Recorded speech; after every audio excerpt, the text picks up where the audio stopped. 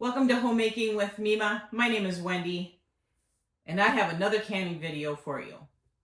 Today's venture, because I've never canned taco soup before, so I'm gonna try it. I'm gonna use up some of those chubs, which I had pre-cooked some of those chubs, the hamburger chubs that I have too many of, with taco seasoning, and I had froze it, so now I took that out. And I am just creating my own recipe. I am not going by any recipe. I'm using everything I had on hand. I've got some turkey stock instead of chicken stock. I've got green chilies, pinto beans, black beans, tomato sauce, rotel. This is from tomatoes that I had in my freezer and I cooked them down and rendered out just the juice. Using that, I have a little bit of tomato powder that I had created a year ago with tomato skins and dehydrated. I'm going to use that up. And I brought up some more taco seasoning in case this isn't seasoned enough. And I'm going to bring you along with me. So let's start this venture.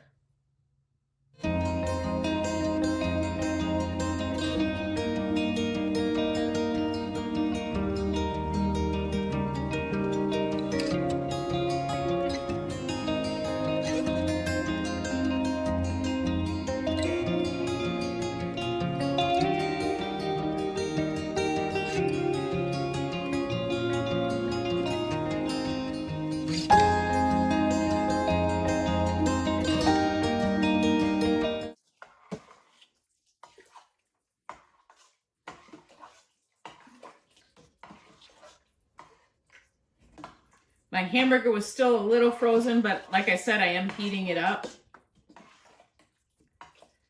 So everything's going to thaw on the stove once I get all this heated up real well. And I'm going to heat it up pretty good before I actually taste it to see if I need any more seasoning. So now I'm bringing it to the stove and we'll get it heating up. Okay, so I got my workstation set out for me here. I'm going to be putting hot water in with those lids to help soften up the putty that's on them, to help them seal. Vinegar to clean the top of the jars and the side where the rings go on. My funnel, my lid lifter with the magnet on it. My jar, the canning is going to have to be 1-inch head space. And then for debubbling. Then over here, I've got my canner turned on. It's warming up. I have my jars in the oven. And they are warming up as well. The taco soup, I did add another pint of broth. And this time I just got beef broth. Mixing them isn't going to hurt anything at all. There's plenty of seasonings in there. I did have to put about a quarter packet of that taco seasoning just to bring it up to more of a taco flavor. So we're just waiting for that to get heated up. And now I'm just waiting. Okay, so everything is ready. My hot jars, my lids have been soaking. The taco soup is ready. So now I am ready to get this canned. I have my rag here too, just in case, because I'm kind of messy. These are going to can, like I said again, for 90 minutes because they have meat and beans in it. They're going to go to a 1-inch head space, which is usually the bottom part of the rim, or you can use your measuring tool and it measures to there. So you would put this onto the lid like that. And then this part is where you debubble.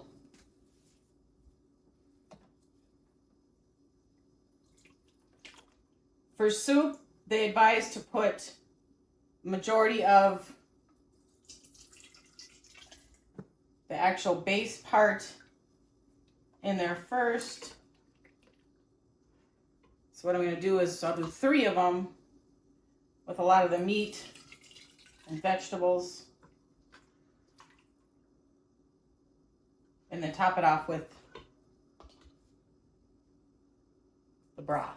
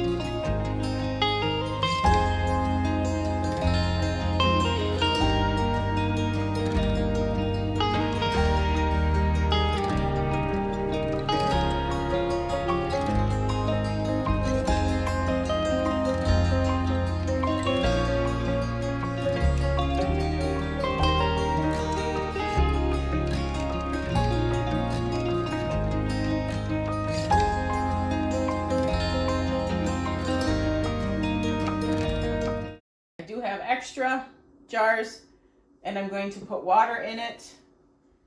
And this way then I'll have canned water on my shelf stable. It's going to be processed. It'll be processed the same amount of time. I did filter my water here.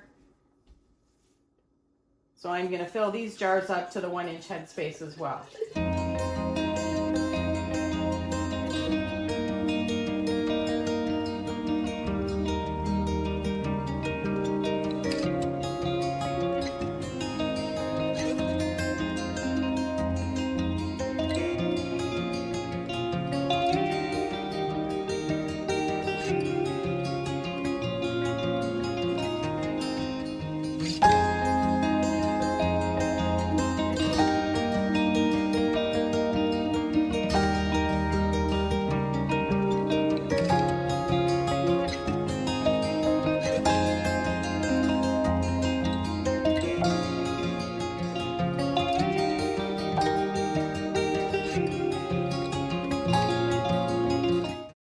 This is the complete guide of to home canning, the USDA one.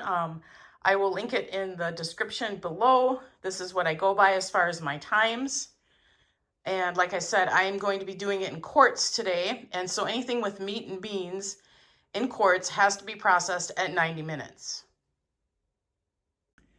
Okay, I've got them all into the canner. I've gone over before process of how to use the All-American canner.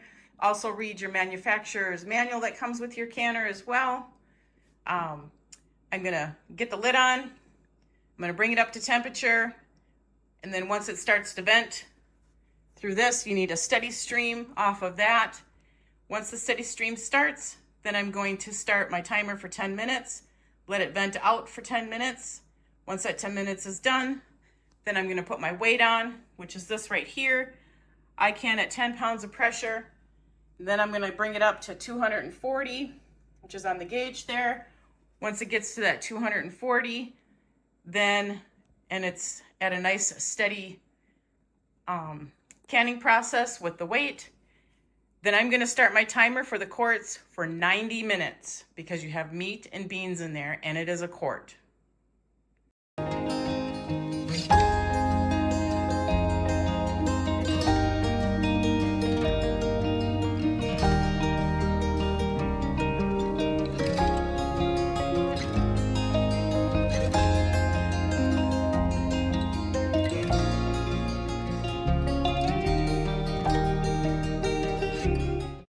So I've got a steady stream going on here. I forgot to video it, and I did set my timer. So now I'm just waiting for the timer to go off, and then I will be setting my weight on there.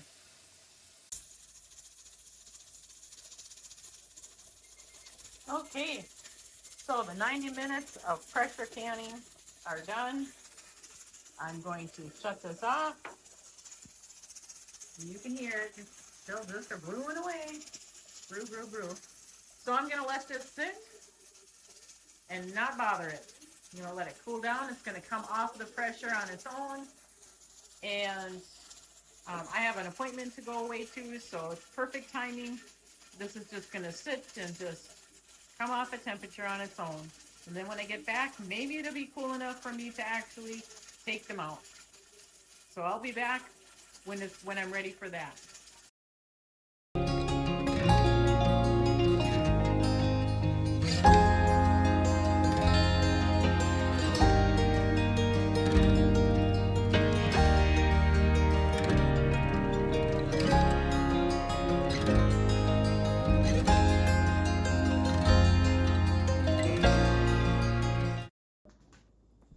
Okay, now the taco soup is all out of the canner. I'm going to do as I normally do. I throw a towel over it, tuck it in for the night. You don't want any drafts getting on it, so.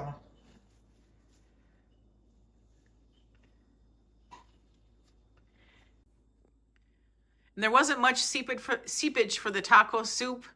It's a little discolored, but not much at all. So I'm pretty pleased with that. So that's it for the taco soup for today. I'll be washing them up tomorrow, and I'll bring you back then when they're all washed up and labeled and ready to go to the pantry. All right, it's the next morning and I've got the taco soup jars all cleaned up. Check the seals. I had no failed seals, which was great. I got 5 meals here. 5 meals in a jar. Taco soup, I've never canned it before, so it turned out great. I'm excited to see how it tastes. We do enjoy tacos, and this is taco soup, so it should turn out really good.